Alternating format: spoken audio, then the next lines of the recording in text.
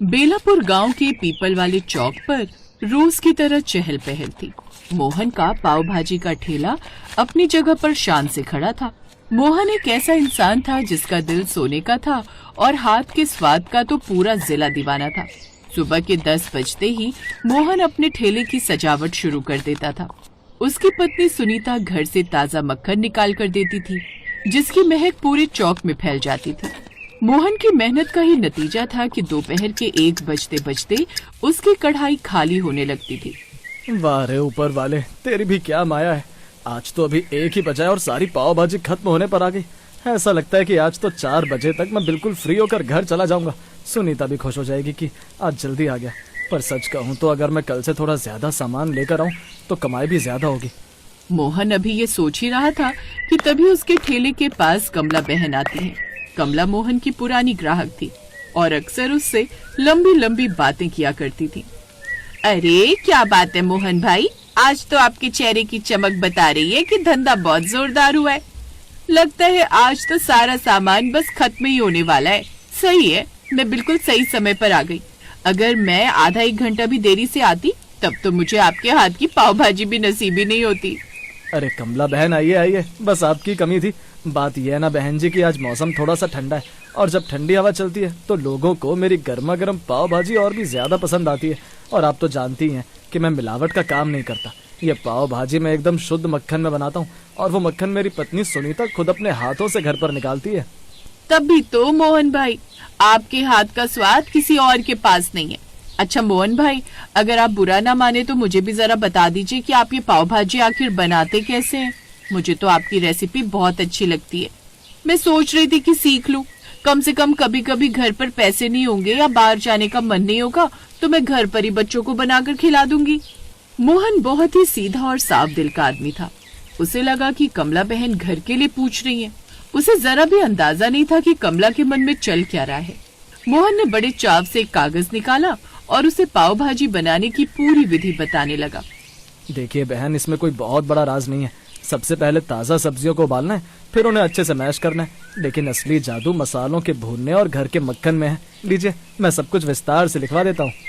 कमला ने वो सारी रेसिपी एक कागज पर नोट कर ली और मनी मन मुस्कुराते हुए अपने घर की ओर चल दी। वहीं दूसरी ओर अगले दिन कमला का बेटा ऋतिक शहर से लौट कर आता है। ऋतिक दिखने में तो बहुत होशियार लगता था, लेकिन असल में वो कामचोर और आवारा किस्म का लड़का था। जैसे ही कमला ने उसे देखा उसका पारा चढ़ गया। ओए नालायक, फिर मुंह उठाकर आ गया।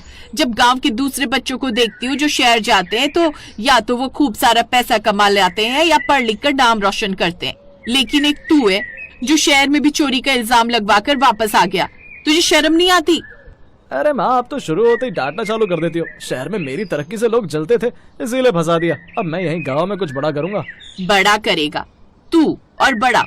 खैर छोड़, अब तू आई गया है तो सुन। हमारे गांव में एक मोहन पाव भाजी वाला है। उसकी पाव भाजी की तूती बोलती है। मैंने बहुत चालाकी से उसकी पूरी रेसिपी लिख ली है। अब मैं तुझे पैसे दूंगी, तू एक चकाचक ठेला लगाएगा। और याद रख ऋतिक, तेरे पास सिर्फ 2 महीने का समय है।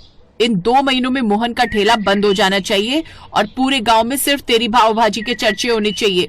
अरे माँ, बिल्कुल भी फिक्र मत करो। अब इस गांव के अंदर मॉडर्न पाव भाजी वाला आ गया। मैं शहर के तौर तरीके जानता हूँ। ऐसी चकाचक लाइटें लगाऊंगा और ऐसा म्यूजिक बनाऊंगा कि गांव के सब लोग मेरे फैन हो जाएंगे। आप बस देखते जाओ, लोग मोहन को भूल जाएंगे और मेरी तारीफ करते नहीं थकेंगे। फिर आप ही कहोगी कि कितना हीरा बेटा मिला है आपको। कमला को वैसे तो अपने बेटे पर रत्ती भर भी यकीन नहीं था, क्योंकि वो जानती थी कि ऋतिक कितना आलसी और घमंडी है। लेकिन मजबूरी में उसने अपनी जमा पूंजी निकाली और ऋतिक को दे दी।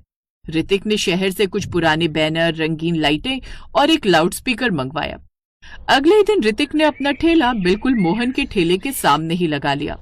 आइए आइए गांव वालों, पुरानी और घिसी पिटी पाव भाजी छोड़िए, अब शहर का असली स्वाद चखिए। ऋतिक मॉडर्न पाव भाजी यहाँ है। यहाँ आपको मिलेगा एक्स्ट्रा चीज, एक्स्ट्रा मसाला और शहर वाला स्टाइल। आ जाओ भाई, उद्घाटन के लिए 1 पर 1 फ्री है। मोहन अपने ठेले पर खड़ा होकर ये सब देख रहा था। उसे समझ आ गया कि कल कमला बहन ने उससे रेसिपी क्यों पूछी थी, लेकिन मोहन चुप रहा। गांव के लोग जो नई चीजों के शौकीन होते हैं, ऋतिक के ठेले की चमक धमक देखकर वहां पहुंचने लगे। देख रही हो सुनीता, कमला बहन ने कल मुझसे सब कुछ पूछ लिया और आज अपने बेटे को मेरे सामने खड़ा कर दिया। अब क्या होगा? आप फिक्र मत करो जी, दिखावा थोड़े दिन चलता है, पर स्वाद और ईमानदारी उम्र भर साथ देते हैं। आप अपना काम वैसे ही करो जैसे करते आए हो, भगवान सब देख रहा है। ऋतिक के ठेले पर भीड़ बढ़ने लगी। वो पाव भाजी में ढेर सारा लाल रंग और सस्ता डालडा घी इस्तेमाल कर रहा था ताकि लागत कम आए और मुनाफा ज्यादा। ऊपर से उसने लाउडस्पीकर पर गाने बजा रखे थे, जिससे गांव के लड़के लड़कियां उसकी तरफ खींचे चले आ रहे थे। क्यों मोहन भाई, कैसा लग रहा है? मेरा मॉडर्न आइडिया काम कर गया ना? अब तुम अपना सामान पैक कर लो। पुराने जमाने की पाव भाजी अब कोई नहीं खाएगा, अब जमाना है लुक्स का और स्टाइल का। ऋतिक बेटा, धंधा करना अच्छी बात है, पर याद रखना खाने का काम बहुत जिम्मेदारी का होता है। इसमें दिखावा नहीं, शुद्धता मायने रखती है। तुम अभी नए हो, संभल कर काम करो। अरे अपनी नसीहतें अपने पास रखो मोहन भाई, आज की दुनिया में जो दिखता है वही बिकता है। देख रहे हो ना मेरी लाइन, तुम्हारी तो कढ़ाई में आज भाजी भी नहीं खदक रही। हफ्तों बीतते गए। ऋतिक ने मोहन के कई पुराने ग्राहकों को अपनी एक पर एक फ्री वाली स्कीम से तोड़ लिया था। मोहन का काम सच में आधा रह गया था। घर में पैसों की तंगी होने लगी, पर मोहन ने कभी भी अपनी भाजी की क्वालिटी नहीं गिराई। वो आज भी ताजा सब्जियों और सुनीता के हाथ के मक्खन का इस्तेमाल करता था। तभी एक दिन गांव के स्कूल में एक बड़ा फंक्शन था। ऋतिक ने स्कूल के मास्टर जी को अपनी बातों में फंसा लिया और पूरे स्कूल के बच्चों के लिए पाव भाजी का ऑर्डर ले लिया। आज तो मेरी किस्मत खुल जाएगी माँ। आज 200 प्लेट का ऑर्डर है। मैंने बाजार से सबसे सस्ती और पुरानी सब्जियां उठा ली हैं। रंग डाल दूंगा तो किसी को पता भी नहीं चलेगा, खूब मुनाफा होगा। बेटा देख ले, बच्चों का मामला है, कहीं कुछ गड़बड़ ना हो जाए। अरे माँ, अब तो बस पैसे गिनने की तैयारी करो, ये गांव वाले क्या समझेंगे। फंक्शन वाले दिन ऋतिक ने बड़ी बड़ी कढ़ाइयों में बासी सब्जियों और घटिया तेल में भाजी बनाई। ऊपर से उसने खूब सारा लाल रंग और तीखा मसाला डाल दिया ताकि बासी सब्जियों की महक छिप जाए। बच्चों ने बड़े चाव से वो रंगीन पाव भाजी खाई, लेकिन शाम होते होते गांव के हर घर से चीख पुकार आने लगी। अरे मेरे बेटे का पेट बहुत दुख रहा है, उसे उल्टियां हो रही हैं। मेरी बेटी को तो बुखार चढ़ गया है, ये क्या हो गया? पता चला कि स्कूल के लगभग 50 बच्चों की तबीयत खराब हो गई है। डॉक्टर को बुलाया गया तो डॉक्टर ने साफ कह दिया कि ये फूड पॉइजनिंग है और बच्चों ने कुछ बहुत ही घटिया और मिलावटी चीज खाई है। गांव के लोगों का गुस्सा 7वें आसमान पर पहुंच गया। सबको पता था कि बच्चों ने ऋतिक की मॉडर्न पाव भाजी खाई थी।